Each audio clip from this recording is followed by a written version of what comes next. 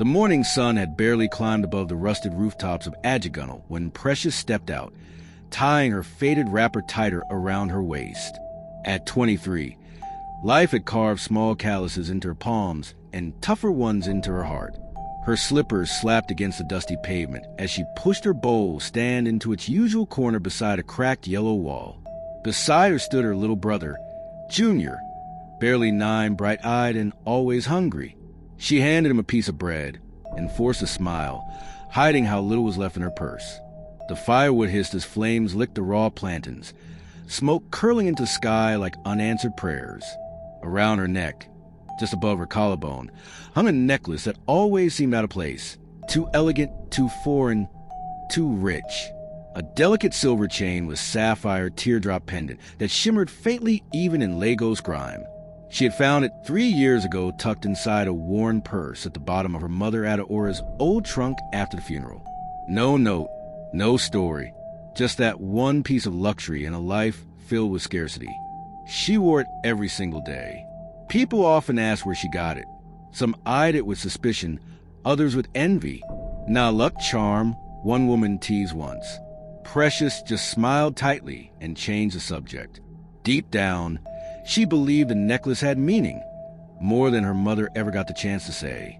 By noon, the aroma of roasting plantain drew customers, mostly school children and Okada riders. But something felt off today. A black SUV rolled slowly past, windows tinted. The driver paused. Precious didn't notice. She was too busy fanning the flames. But someone inside that car had just seen the necklace and gone still with disbelief. The crowd at the community center buzzed with artificial cheer as cameras flashed and a branded banner flapped lazily in the breeze. Empower tomorrow, feeding futures with Kizzy Foundation. But Kizzy barely smiled. At 39, the billionaire was as sharp in business as he was elusive in public. After nearly a decade abroad, his return to Nigeria had been quiet. Until today, clad in a crisp white kaftan and designer sunglasses, Kizzy stood out even in the crowd of influencers and politicians.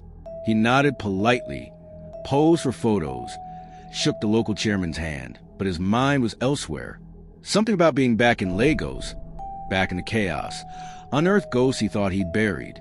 On their way out, his driver took a shortcut through a narrow back road. Vendors lined the roadside. Kids darted between cars. The scent of roasted corn and motor oil filled the air. Kizzy leaned back, bored, until he saw her.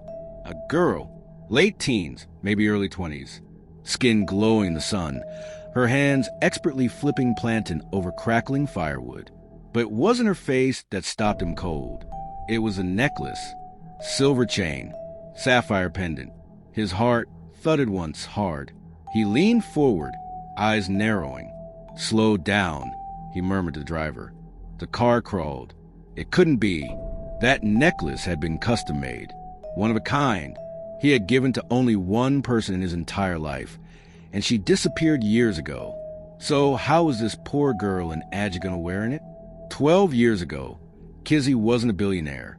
He was just Chiquizito Kizzy, Okoye, a rising tech entrepreneur hustling between Yaba and Victoria Island, trying to build an app that no one believed in yet. But back then, none of it mattered, because every evening he ended up in the arms of Esther. She was everything, sharp-witted, big-eyed, full of fire, a final-year student at Unilag, studying mass communication and juggling 3 part-time jobs. They met at a seminar.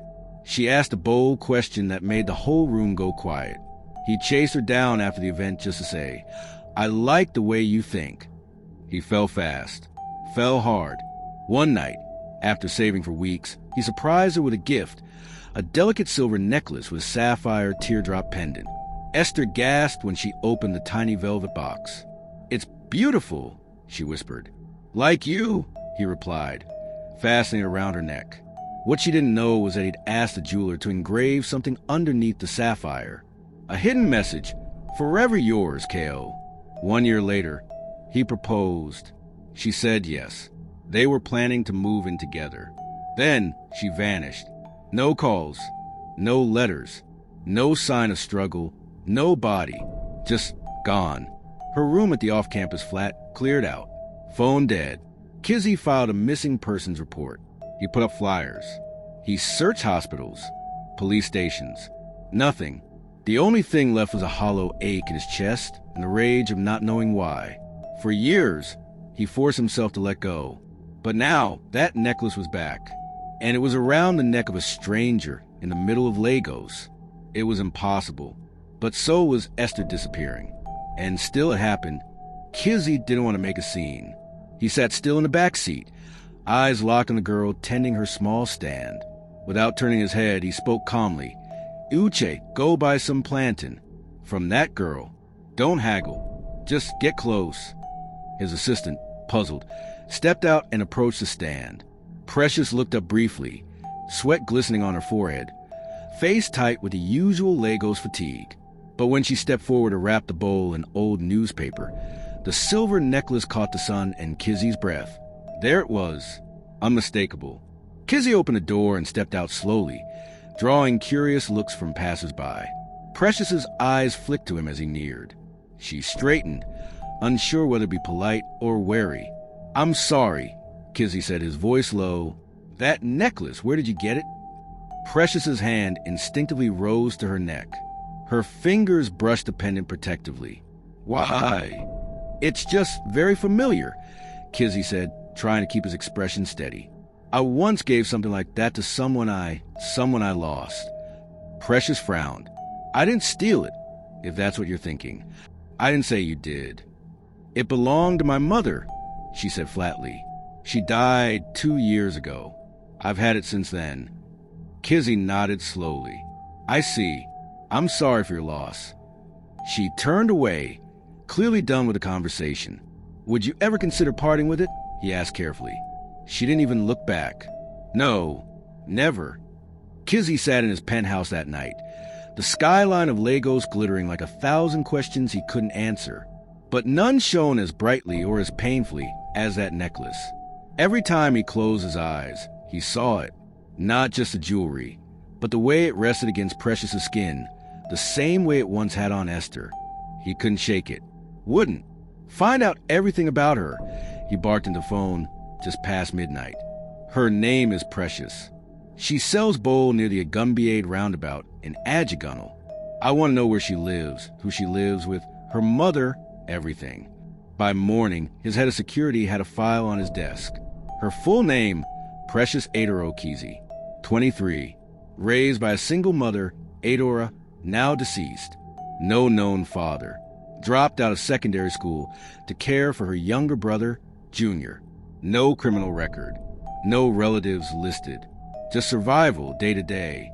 Kizzy closed the file slowly, the words blurring. Adora? That name tugged at him. It wasn't Esther, but something about it felt like a mask. Hours later, Kizzy arrived in Adjigunle in an unmarked car with tinted glass. He stayed inside while his assistant walked the street. That's her house, Uche pointed discreetly. Kizzy glanced out. The building sagged like it had given up long ago, its faded paint peeled like old scabs. A single curtain fluttered through a cracked window. He stared at the door. There was no luxury, no comfort, just signs of a life patched together with grit and nothing else.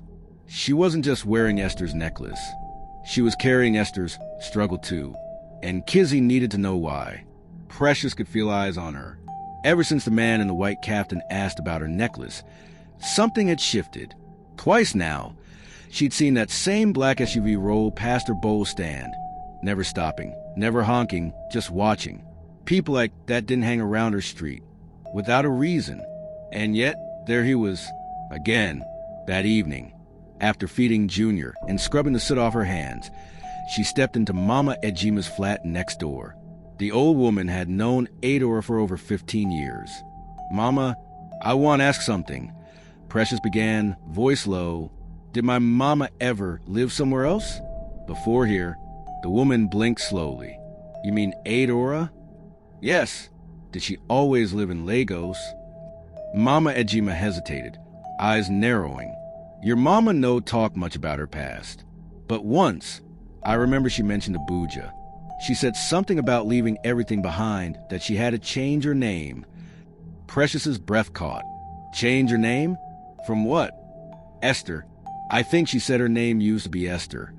That night, sleep wouldn't come. Precious dug through the wooden box where she kept Adaora's old Bible. She flipped through the pages, hands trembling, and there it was, a letter yellowed and soft at the edges. She unfolded it slowly. The handwriting was elegant, familiar. My dearest Esther, I know this world doesn't deserve your light, but I promise to protect it as long as I breathe. Forever yours, Ko. Ko. Her fingers trembled as they brushed the initials. She didn't know what scared her more, that this letter existed or that the man in the captain might be Ko himself. And suddenly, the necklace on her chest felt like it was burning. Kizzy sat in his study, the photo of Precious's necklace blown up on his tablet screen. He zoomed in on the pendant for the 100th time, heart pounding. It looked identical, but he needed certainty.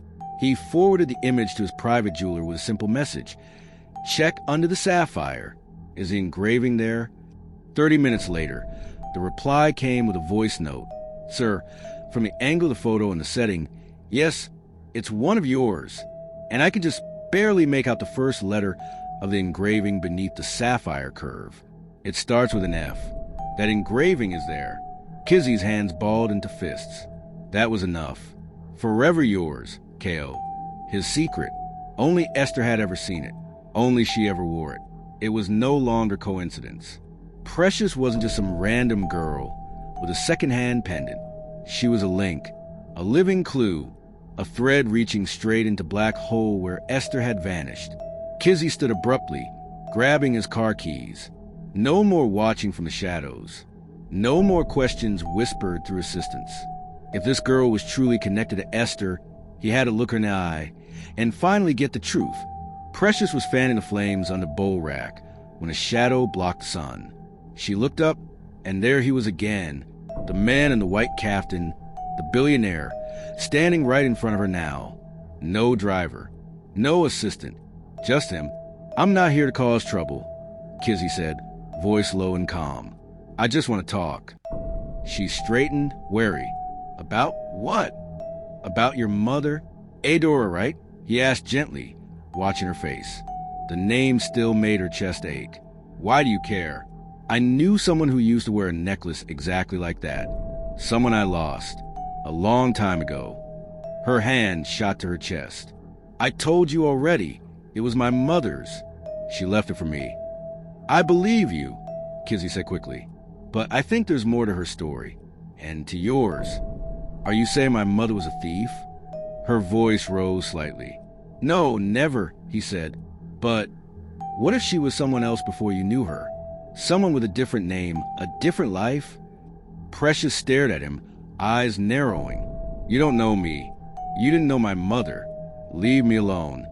She turned back to her plantain. Kizzy sighed, reaching into his pocket. If you ever want to know the truth about that necklace, about her, call me.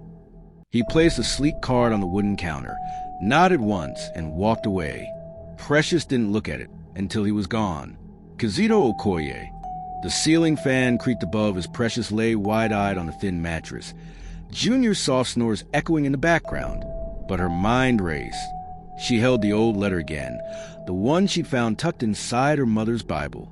The signature, Ko, now burned into her memory like fire.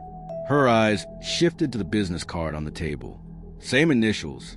Her fingers trembled as she unclasped the necklace from her neck. She turned it over in the dim light, using her phone's flashlight to inspect the sapphire.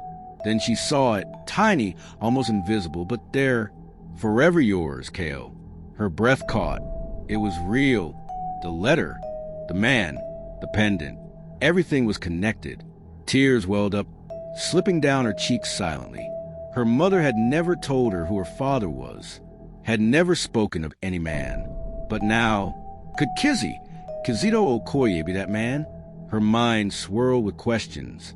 Was her whole life a secret wrapped in silence and sacrifice? Why had her mother hidden the truth? And why had Kizzy come back now? The necklace, once a symbol of comfort, now felt like a ticking bomb on her chest. She wasn't sure what terrified her more, the truth itself or finally uncovering it. The city felt too loud, too fast as Precious stood in front of the towering glass building. She'd never been anywhere this fancy. Her reflection stared back at her from the polished surface. Faded blouse, worn slippers, and that silver necklace now tucked beneath her collar. With each step across the marble floor, her heartbeat grew louder. A uniformed security man glanced up, then nodded. "Mr. Kizzy is expecting you," he said, already motioning toward the elevator.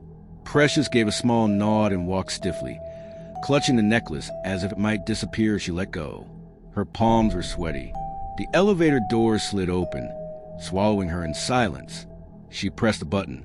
The doors began to close. Buzz. Her phone vibrated in her pocket. Buzz. Again. She hesitated, then pulled it out. The screen flashed, private number. Frowning, she answered. "Hello." Static, then a voice. Low, cold. "You shouldn't have gone to him, Precious." She froze. "Some truths are better left buried," the voice whispered. The line went dead. She stood frozen as the elevator rose, the walls closing in. Her fingers tightened around the phone. Her breath hitched. Who was that? How did they know? And what truth were they so desperate to keep hidden? A soft chime rang as the elevator reached the top floor. The doors slid open, but Precious no longer felt sure she wanted to walk through. To be continued. Make sure to subscribe to the channel and turn on the notification bell so you'll be the first to know when part 2 drops. You won't want to miss what happens next.